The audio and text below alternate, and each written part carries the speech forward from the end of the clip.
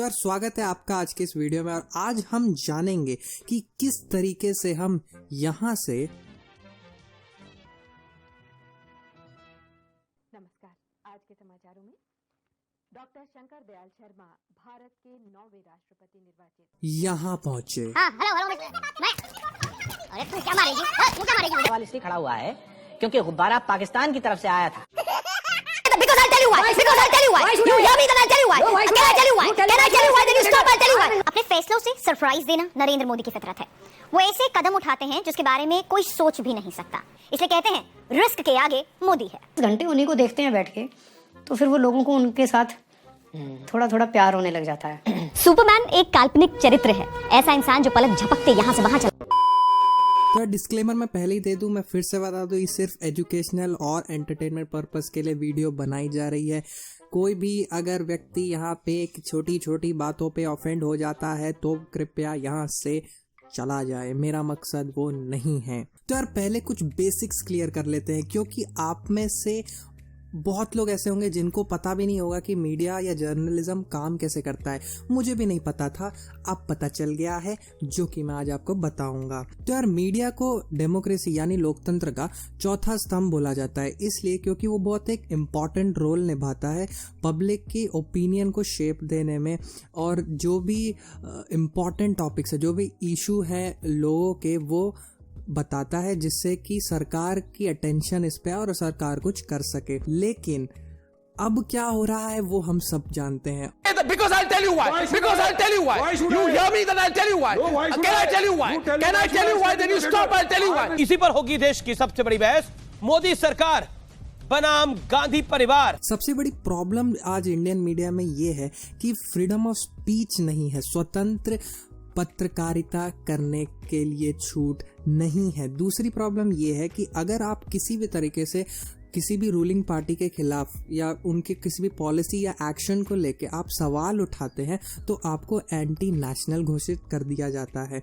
तीसरी प्रॉब्लम ये है कि आपको किसी ना किसी रूप में डिवाइड किया जा रहा है, या तो आपको लेफ्ट और राइट विंग में डालना चाहेंगे, हिंदू मुस्लिम में डालना चाहेंगे, नेशनलिस्ट या लिबरल में डालना चाहेंगे। चौथी प्रॉब्लम यहाँ पे अब ये है कि मीडिया एक कठपुतली बन के रह गया है किसी भी रूलिंग पार्टी का, जिसकी वजह से कोई भी जो इम्पोर्टेंट मुद्दे होते हैं उनसे डिस्ट्रैक्ट करते हैं ऑडियंस को, विपक्ष या फिर ओपोजिशन के खिलाफ हेट स्पीच दी जाती है, लोगों में, ऑडियंस में एक डर बनाया जाता है, और भी बहुत सारी इस तरह की चीजें की जाती हैं। पर अब हम देखते हैं कि ये लोग आखिर ऐसा कर क्यों रहे हैं, कौन है इन सब के पीछे, या फिर इन लोगों ने सच्ची में अपनी आत्माएं बेच दी हैं। तो इसको समझने के लिए हमें समय में थोड़ा सा पीछे जाना पड़ेगा और बात की थोड़ी गहराई में जाना पड़ेगा। इंडिपेंडेंस से पहले सबसे पहला जो न्यूज़पेपर था वो इंडिया में कलकत्ता में बना था, शायद 1779 के करीब। तब भी ब्रिटिश सरकार ने उसके खिलाफ बहुत विरोध किया था, ऑपरेशंस बंद कर देते थे, वो प्रचार प्रसार नहीं करने देते थे, बहुत अड़ंगा डालते थे, क्योंकि ऑफ कोर्स इस तरह के जो प्रेस था उस टाइम का, जो न्यूज़पेपर थे वो उनके खिलाफ हुआ करते थे, वो देश को जगाने के लिए हुआ करते थे।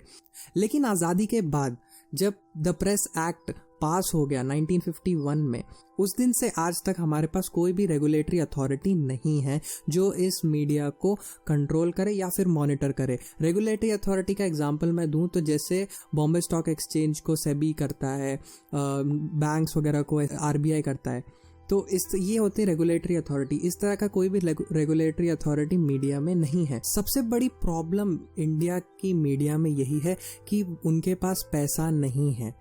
वो पूरे विश्व में दूसरे नंबर पे होंगे अपने साइज को लेके, वो प्रोडक्शन के हिसाब से, क्वांटिटी के हिसाब से, जितना वो सेल करते हैं उस हिसाब से वो पूरे वर्ल्ड में शायद दूसरे नंबर पे हैं। लेकिन ग्राउंड रियलिटी ऐसी है कि आज उनके पास पैसा नहीं है, क्योंकि ये एक प्रॉफिट मेकिंग बिजनेस नहीं है। क्यों नहीं है? क्योंकि एक न्यूज़पेपर जो ऑलमोस्ट 15 रुपए के करीब बनता है वो 5 रुपए में बिकता है, यार 5 रुपए में। तो यहाँ पे कोई भी आम आदमी बता सकता है कि यहाँ पे मुनाफा कहाँ है ना? मुनाफा नहीं है। दूसरी बात, अब जब हम जिस नॉर्मल कंज्यूमर जो ऑडियंस थी वो न्यूज़पेपर अब नहीं पढ़ना चाहती, वो चीखना चिल्लाना देखना चाहती, वो टीवी पे देखना चाहती है कि क्या चल रहा है, डिबेट्स, न्यूज़ देखना चाहती है। तो हम लोग अब न्यूज़पेपर से टीवी पे शिफ्ट हो गए, क्योंकि अब हम टीवी पे शिफ्ट हो गए और लोगों की अटेंशन टीवी पे ज़्यादा है, कंपटीशन और बढ़ गया टीवी पे। आज की तारीख में 400 से ज़्यादा न्यूज़ चैनल्स चल रहे हैं, जिसमें से और अभी 150 शायद लाइन में है अप्रूवल के लिए। और आप अगर एक चीज़ नोटिस की होगी आपने, मुझे पता नहीं, कि जो बड़े बड़े देश के चैनल हैं जैसे कि ABP न्यूज़ हो गया, न्यूज़ नेशन हो गया, रिपब्लिक टीवी, ये सब फ्री मिलते हैं D2H में, तो जिसके आपको पैसे भी नहीं देने पड़ते। तो अब वो लोग कहाँ से कमाई करें? उनके पास इकलौता जरिया बचता है, वो है एडवर्टीजमेंट्स। अब एडवर्टीजमेंट्स आप और हम जैसे लोग भी दे सकते हैं, बड़े बड़ी कंपनियां और ब्रांड्स भी दे सकती हैं, या सरकार भी दे सकती है। तो इससे आपको ये तो ज़रूर पता चल गया होगा कि मार्केट में सरवाइव करना ही इन मीडिया हाउसेस के लिए कितना मुश्किल है। अब ये जानते हैं कि इन सब के पीछे है कौन, क्योंकि शुरू में मैंने शायद बोला था कि सरकार की कठपुतली बन गए, पर असलियत थोड़ी सी अलग है। आप शायद इस सवाल का जवाब जानते होंगे, लेकिन फिर भी मैं आपको डिटेल में थोड़ा सा बता दूं कि जैसा कि मैंने बोला कि एक प्रॉफिट मेकिंग बिजनेस नहीं है, तो उनका रेवेन्यू आता है एडवर्टीजमेंट से। एडवर्टीजमेंट्स के सबसे बड़े इनके जो निवेशक हैं, जो इन्वेस्टर्स हैं, जो सबसे ज़्यादा इनको एड्स देते हैं, वो है ब्रांड्स, कॉरपोरेट्स। तो ये बड़े बड़े कॉरपोरेट्स के बड़े बड़े टॉप मैनेजमेंट के लोग किसी ना किसी तरीके से डायरेक्टली या फिर इनडायरेक्टली इन किसी ना किसी पॉलिटिकल पार्टी से जुड़े हुए होते हैं, चाहे वो कांग्रेस हो गया, बीजेपी हो गया, या कोई भी और, लेकिन वो इनडायरेक्टली या डायरेक्टली जुड़े होते हैं। इसीलिए मैंने बोला था कि ये कठपुतली बन गए हैं, डायरेक्टली नहीं इनडायरेक्टली। आपको अगर डिटेल में जानना है कि कौन किसको ओन करता है, मैंने डिस्क्रिप्शन में एक लिंक दे दिया है, आप जरूर वहाँ पे चेक कर सकते हैं पूरा आर्टिकल पढ़ने के लिए। और भी कई न्यू आर्टिकल्स मैंने दिए, अगर आपको पढ़ना हो तो ज़रूर पढ़ सकते हैं, बहुत ही ज़्यादा डिटेल में आपको समझ आ जाएगा। अब आप ये बताइए, जैसे कि आपने ये सुना, देखा और समझा कि ये जो बड़े बड़े कॉरपोरेट्स हैं और ये जो बड़े बड़े पार्टीज़ के लोग हैं, इन लोग को इनडायरेक्टली पैसा मिल रहा है, तो आप खुद बताइए कोई भी इनकी बुराई क्यों करेगा? क्योंकि यही लोग तो हैं जो इनको सैलरी दे रहे हैं, डायरेक्टली नहीं इनडायरेक्टली ऑफ कोर्स, बट फिर भी ये लोग हैं जो इनका पेट पाल रहे हैं, तो वो उनके खिलाफ कुछ कैसे बोले? यहाँ पे वो लोग फंस जाते हैं। इसीलिए पूरे इंडस्ट्री में, न्यूज़ इंडस्ट्री में सबको ये पता है कि कोई भी अगर सच दिखाने की कोशिश करेगा, कुछ अच्छा बोलने की कोशिश करेगा, कुछ जागरूकता दिखाएगा, जिसकी वजह से जो भी ये ब्रांड्स है या फिर पार्टी की एक खराब छवि दिखे, अगर ऐसा हो तो उसको पनिशमेंट मिलेगी, उसको बहुत कुछ भी हो सकती है पनिशमेंट, आप सोच भी नहीं सकते। आपको जेल में डाला जा सकता है बिना किसी कारण के, आप पे झूठे इल्ज़ाम लगाए जा सकते हैं और फिर आप पे केस हो सकता है जो कि सालों साल चलेगा। आपके लाइव शो के दौरान किसी पर्टिकुलर एरिया के टीवी के कनेक्शंस काटे जा सकते हैं, जिससे कि आपका शो ना देख पाए लोग, आपको मार डाला जा सकता है। तो ये पूरी इंडस्ट्री में ऐसा डर है और कोई भी नहीं चाहता कि वो एक ऐसी डर वाली लाइफ जिए। सब लोग चाहते हैं कि एक नॉर्मल लाइफ जिए। तो क्या हो गया उसमें अगर आपको देश के खिलाफ जाना पड़ जाए और इन लोगों की आइडियोलॉजीज को सपोर्ट करना पड़े, चलता है।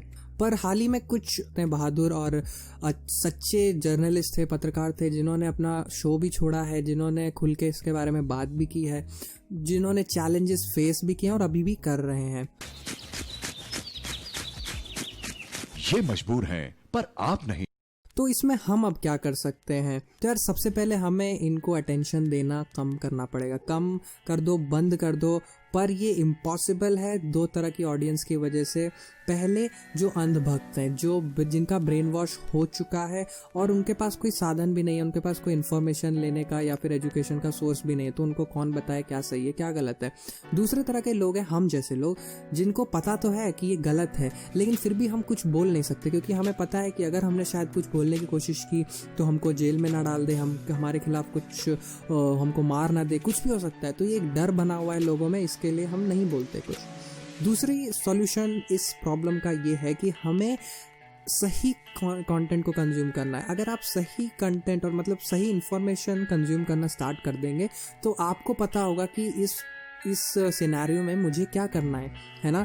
आधी जानकारी नहीं होनी चाहिए, पूरी जानकारी होनी चाहिए। तो हम पूरी जानकारी लेके हम डिसाइड कर सकते हैं कि वो जो भी नैरेटिव, जो भी प्रोपेगेंडा फैला रहे, क्या वो सही है, क्या हमें उनका सपोर्ट करना चाहिए नहीं करना चाहिए। बहुत तरीके से फ़ायदा आ गया है। एजुकेशन इज़ पावर, सही एजुकेशन लो। तीसरा सॉल्यूशन यहाँ पे ये है कि अपने इन सारी चीज़ों के लिए थोड़ा वोकल हो जाओ। वोकल मीन्स बोलो, चुप मत बैठो। अगर तुम्हें लग रहा है कुछ गलत है तो बोलो। डेमोक्रेसी सबको मौका देती है, सबको हक देती है, सबको ये पावर देती है कि आप चुप मत रहो, बोलो। अगर सरकार भी किसी टाइम पे भूल जाए कि ये एक लोकतंत्र वाला देश है जहाँ पे डेमोक्रेसी चलती है और आप ऐसे तानाशाह नहीं चला सकते, तो लोगों के पास ये पावर है कि वो बोले, वो उठें और लड़ें और जो सरकार को मतलब सबक सिखाएं कि भाई ऐसा नहीं चलेगा। तो बस यार आज की वीडियो में इतना ही। आशा करता हूँ आपको कुछ दिमाग में गया होगा। अगर गया है तो प्लीज़ यार, इस तरह की वीडियोस बनाने में बहुत मेहनत लगती है, तो एक लाइक कर दो और कमेंट ज़रूर करो।